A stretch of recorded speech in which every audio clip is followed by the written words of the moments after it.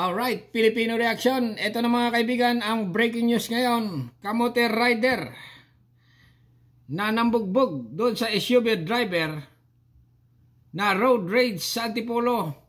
Tudas na or patay na mga kaibigan dahil nga daw sa kayabangan at katangahan ng rider nagsumbong sa tatay, tudas ang tatay. Okay, ito na mga kaibigan ha.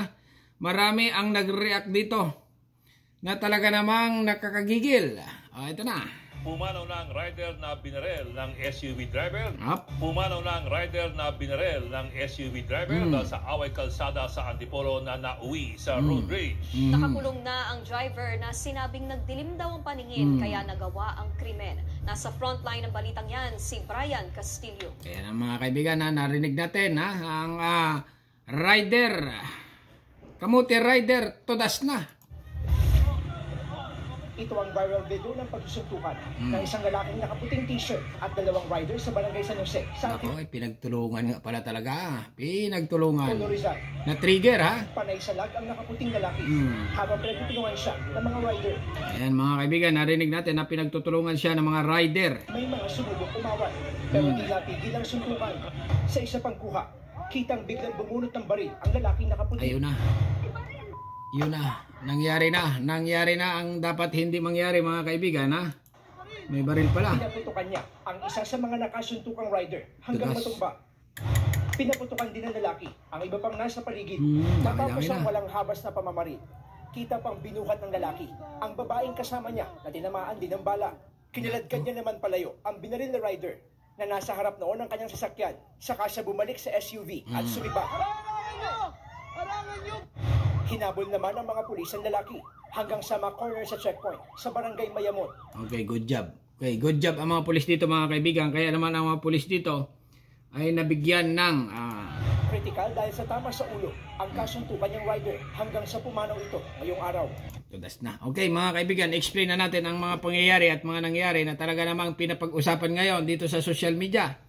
Ano daw ang buong detalye? Okay, ganito kasi daw yan. Itong SUV, nagit-git daw yung motor. Okay? Nagit-git yung motor, yung kamote rider.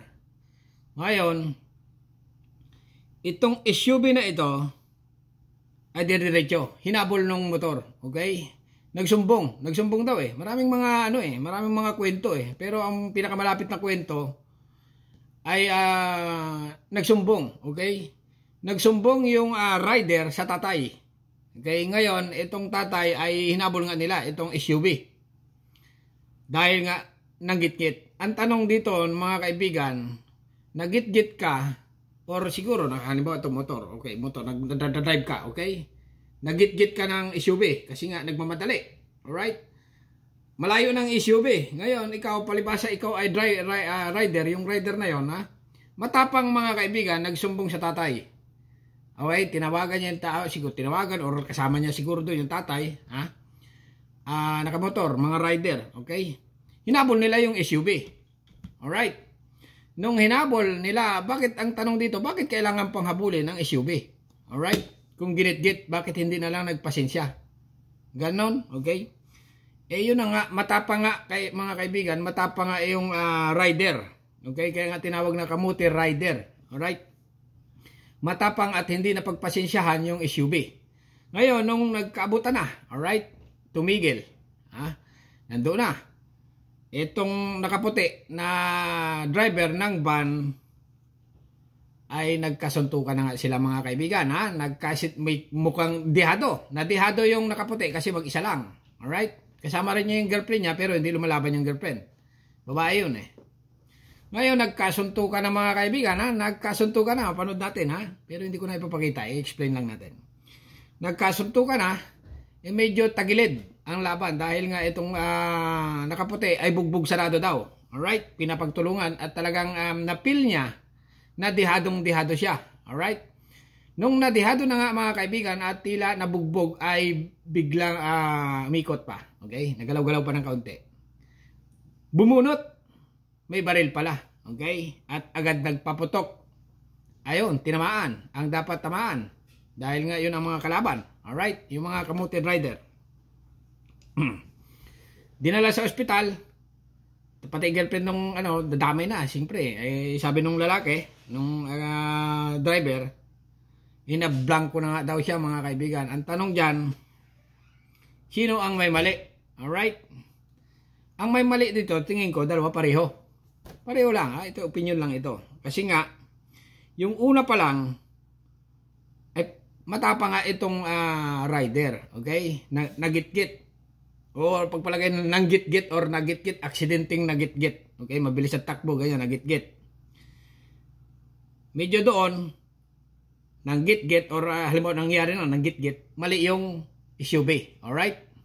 Ngayon, ikaw ay palibasa rider. Yung rider, palibasa nga matapang, mga kaibigan, ha? Medyo ang utak ng tao, medyo minsan iba rin. Alright? Mahina baka, hindi siguro naisip na baka yun ang git-git ng driver, ay may karga, alright? May karga, bakal, baril, alright? Hindi niya naisip yon, basta ang alam niya, tropa, grupo sila na itong rider nito ay siguro, nagbablog din siguro, nagbablog. Itong SUV nito ay i-confronta natin. Ngayon, nagpang-abot na nga doon, mga kaibigan, talagang dihadong-dihado itong nito. Ayun, nagkabugbugan, nagkaputukan. Ngayon, tudas, alright? Tudas. Ang marami, mga kaibigan, ang nakapanood nito, nasabi nila, ay talagang kamote is kamote. Dinala nung tatay, na anak, yung tatay niya, kasi nagsumbong nagsumbong na alright?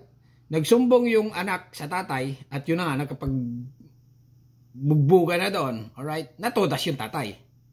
Hindi man lang naisip, nung mag-ama, na ito, naka-SUV ito, okay? Possible na talagang may baril ito. Or, walang ganon. Hindi niya naisip yun. Alright? Ngayon, ito mga kaibigan, ang mali nung rider, sinundan niya yung SUV. Yun ang pagkakamali. Okay? Kasi nga, dinala niya sa kamatayan yung tatay niya. Dinala niya sa kapahamakan.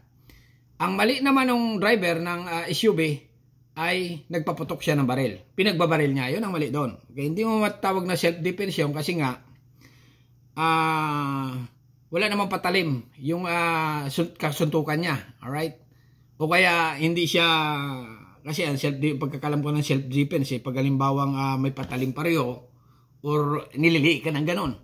Kasi malayo na Medyo nagkalayo na sila Nag-trigger lang talaga yung nakaputi na driver. Kaya binanatan niya ito. Na blanco na yon, mga kaibigan. Ganon talaga. Ang pag may baril ang isang tao, medyo demonyo yan Okay? Ang baril kasi, demonyo yan. Pag dinala mo yan sa parang ang utak mo dyan, iba. Okay? Iba. Okay? May bit-bit ka na baril. Pag ikaw ordinary, pera lang yung mga pulis. Kasi nga, mga pulis nag-aral ng tudo talaga yan. Talagang may control yan sa sarili. Yung ibang mga tao, mga kaibigan, mga ordinaryong kuwan, minsan walang control basta may baril. Hindi nila alam may sa demonyo yan Okay? Paputokin mo na ako, paputokin na. Yun na, dyan na papasok yung demonyo. Isang putok lang yan ganun na yan, rapid na yan. Okay? 8 putok daw nangyari. Maraming mga kaibigan ang nangyayari na ito na hindi lang dito sa Pilipinas. Okay? Sa abroad din, marami yan. Mga matatapang, nakamuti rin ang pag-iisip. Okay? Dapat, pag ikaw ay hindi mapagpasensyang tao, ay possible talaga na matudas ka. Okay? May nangyari yan sa convenience store naman. Okay? Ganito yan. Parehas customer sa convenience store. Nagkabanggaan. Okay? Nagkabanggaan sa loob ng convenience store.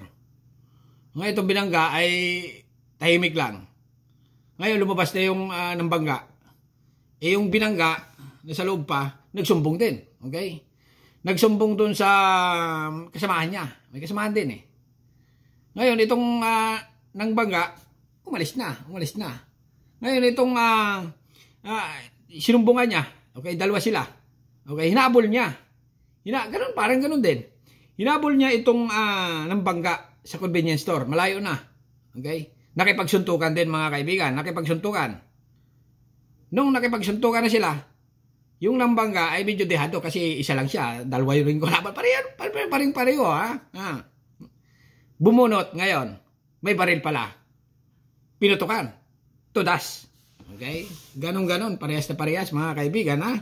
Marami pa yan. Marami pa yan. Sa Amerika, ganon din. Yung gitgita ng parehong sasakyan, tapos yung isa bumababa. Bumaba ka dyan, bumaba ka dyan. Ay, ayaw bumaba ng isa kasi nga, tahimik lang. Okay? Kamuti driver din yung isa, bumaba. May hawak pa na batuta. Ganon-ganon. Bumaba ka dyan, bumaba ka dyan. Nung inampas niya yung pintuan ng kotse, ng sasakyan, yung sa loob ng driver, may baril pala. Binaril din siya. Tudas. Okay? Walang utak, Yan tinatawag na matapang. Pero dapat, gumamit ka rin ng utak. Isipin mo, yung mga ganitong road rage na nangyayari, mga kaibigan, ay wag ka basta-bastang makipagsapalaran dyan. Dahil nga baka yung ina ng git-git sa'yo, lalo pag nakasasakyan, alright? Nang git-git sa'yo, ay baka nga may baril. Bago ang dala mo, itlog lang, ay delikado. Delikado, kaya talagang dapat pasensya. Pag may mga ganitong pangyayari, kasi nga, ordinary lang ito, yung mga git-gitan. Normal lang yan pag ikaw ay driver, mga kaibigan. Talagang nangyayari yan sa iyo. Hindi lang yan sa iyo, sa iba pati. Okay? Dapat ilagay mo na sa isip mo, pag ikaw ay nagdadrive, talagang may mangyayari na ganito. May minsan magigit-gitin ka, may mga sari-sari na. Alright? Kaya talagang dapat ay pasensya. Talagang dito sa na ito, mga kaibigan, ayan, kahit basahin mo ang comment dito, nang ginit-git ako, okay, bugbugin natin, tudas, ayan ang comment, binasa ko lang, mga kaibigan, ginit-git ako, bugbugin natin, tudas, yun ang git-git. Ang laban nito parang si John Wick, John Wick at saka si Kamuti Rider, Power Ranger, hinabol ni Power Ranger si John Wick, alright, na-trigger ngayon ito, nung nagkaabutan na sila, na-trigger, okay, na-trigger si John Wick. Alam naman si John Wick, mabilis sa baril. Alright? Ginano ni John Wick, tudas. Yun ang nangyari yan. Okay, basahin pa natin mga comment, Kayabangan nyo kasi yan. Ngayon, pabiktim kayo. Oh my gulay. Oh my gulay, anak ni Janice, Marites. Labasan ng mga Marites. Mayabang kasi kayo. Kaya ayan, tudas kayo ngayon. Kapag hindi naman ganyan, hindi naman kayo nasaktan, bakit nyo pa hinabol? Okay? Dinala nyo lang ang kamatayan nyo. Anak ko, Diyos mio, tama. Tama. Hindi naman pala kayo nasaktan. Yung mga sasakyan nyo, hindi naman yan siguro na yupi or hindi naman na ba't nyo pa kailangan habulin? Baka vlogger, gusto magpasikat, di ba? Ito mga kaibigan, may reaction video lang tayo sa mga nangyayari. Ang opinion natin ay may pare-pareho tayo, may iba-iba tayong opinion dito, okay? Siguro, yung iba, kawawa naman, natudas na nga, ginaganyan mo pa. Ibig sabihin mga kaibigan, ito ay aral sa mga mamamayan nating nagdadrive na wag basta-basta sumugod, okay? Wag basta-bastang makipagtalo sa mga katulad nito, alright? Aral ito sa mga Pilipino na mayayabang at medyo gamit talaga ng utak pag ikaw ay nagdadrive. Alright? Natutas na nga, kamuti pa. Ano pa ang sabihin? Ano pa ang sasabihin? Marami, comment, namatay sa katangahan. Ay, Diyos ko. Kasi nga, isumugod ka ginulpi nyo yung tao. Ngayon, yung tao talaga, na-trigger talaga ito. Ayon sa lalaki, continue po natin itong balita. Grabe, bakit kasi pinagtulungan nyo? Pinagtulungan talaga na-trigger talaga, may baril baka may problema pa yon. Baka mamaya yung hinahabol mo, ordinaryong lang yung hinahabol mo, isa palang killer pala yon. O ikaw naman, mayabang na tao, hinahabol mo talaga. Pero ito naman, nangyari na ito, ay negosyante daw. Okay, walang record, walang ganyan-ganyan. Pero napakadelikado mga kaibigan, pag ikaw ay ginit-git bago hinabol mo, delikado talaga yan. Medyo 50-50 na yung buhay mo niyan.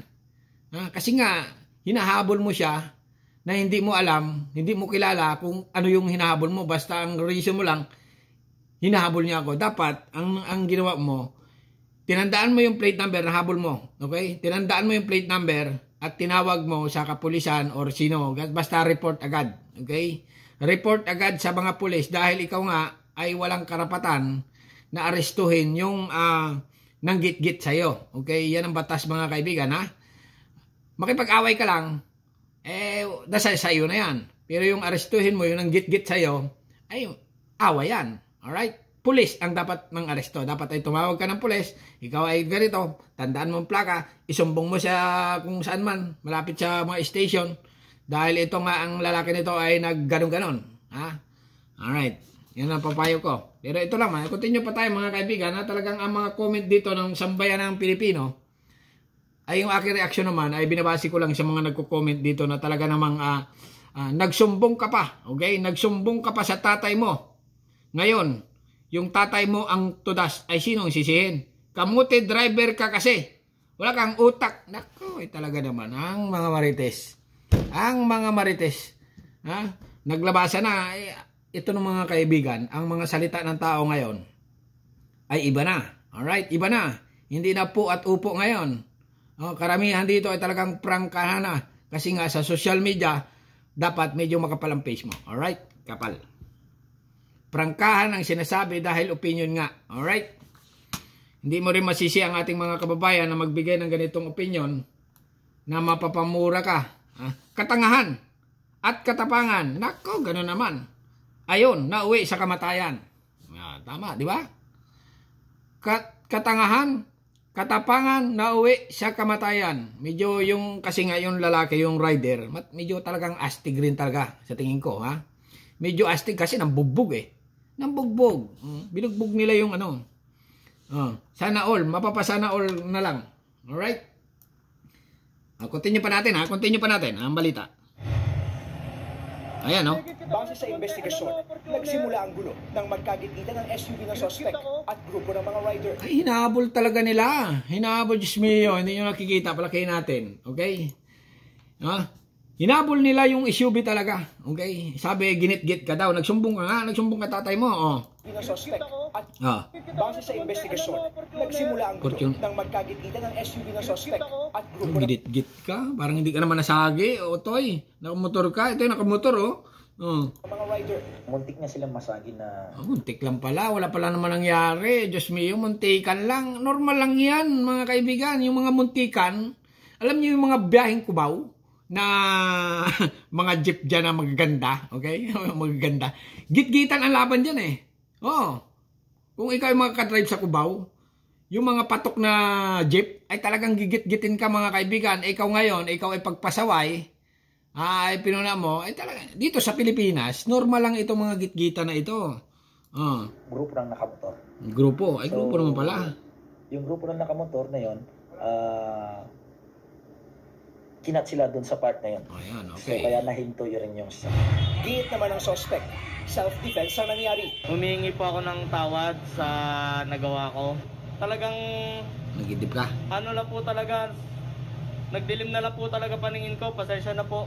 Mali ka rin, put. Okay. Ang mali nga nito, mali nga nito, bumunot ka ito ng baril, nagpawatok. Ayun tulad na sinabi ko mga kaibigan, ang baril ay isang demonyo. Alright? Pag may dala ka dyan, ang utak mo dyan ay kumukulo-kulo. Okay? Parang gusto mong, ano yan, halimbawa yung baril, demonyo yan Okay, ganito. Alam mo, ilagay mo yan sa bag mo. Okay, ilagay mo sa sasakyan mo. Okay? Laging nang iinggan niya na, gamitin mo na ako. Okay? Cool ka lang. Sabi mo, siyempre, ikaw nag-drive, cool ka lang, dyan ka lang, easy ka lang. Okay? Bossing, demonyo ito pag may nangyari sa'yo, mabablangko ka, nandito lang ako. Okay, ganun yan ngayon nangyari na nga ang hindi dapat mangyari. Na trigger ngayon. Itong demonyo na ito, ay kating-kating na ito kanina pa. Diyan na, sasanib sa iyo yan. Okay? Sasanib sa iyo ang power ng baril. Kademonyohan ng baril. Yan na, diyan na. Okay? Diyan na managagamit yan. Ayun na. Nangyari na nga. Ang hindi dapat mangyari. Tudas. Continue pa nga. Pero ayon sa isa sa mga biktima, ang SUV daw ang nanggit-git. Ay, wala na nga yun. Wala na nga sa issue yan. Yung mga nanggit-git yan. Okay? Pagpalagay na nanggit-git or mali, may matama, nanggit-gita na ganyan. Basta isa lang ang masasabi ng tao dito. mayabang, namatay sa katangahan. Okay? Parang ganun na nga. Kasi nga sinundan nila ang kanilang kamatayan. Ito naman si Hans, ang pogi na ito, ba't ka pa naman sumumbong sa iyong ama? Nagit-git ka lang, ganun, hinahabol nyo na, nakipag-away, ayan, tudas tuloy tatay mo. O, sasabihan ka pa ng tao, katangan, nako, mahirap na magsalita sa inyo kasi namatayan kayo, ngayon pabiktim kayo. O yung isa naman, nagbunot ng baril, ayan, naisahan, hindi inaasahan, kulong, nang hindi inaasahan, okay? Siyempre, kasi nga mga kaibigan, pag may baril ang isang tao, paastig yan eh. Astig. Kasama pa niya yung girlfriend niya. Alright? Kasama pa niya yung girlfriend niya. Ganun ang ugali ng iba eh. Payabang, paastig. Okay. Drive. Ngayon, ay pag pinatulan mo nga yung tao na yan, ay tagilid ka. Alright? Basta ang maganda dyan, isumbong nyo sa pulis, tawag nyo sa pulis, pulis ang bahala dyan. Dahil nga ang pulis natin mga kaibigan ay gumagawa ng trabaho nila para maayos or maisaayos ang mga ganitong kalakaran. Alright?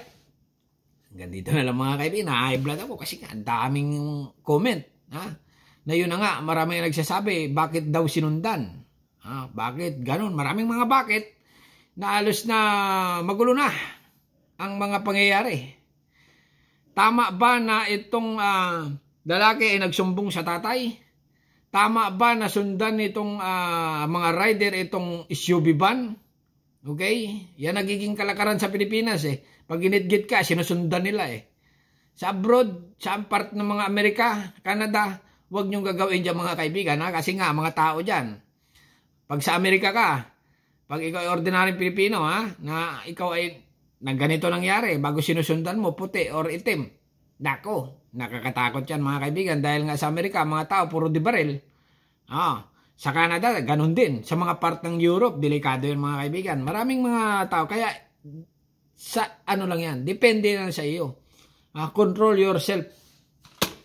Pag kaya lang, pag matapang ka rin,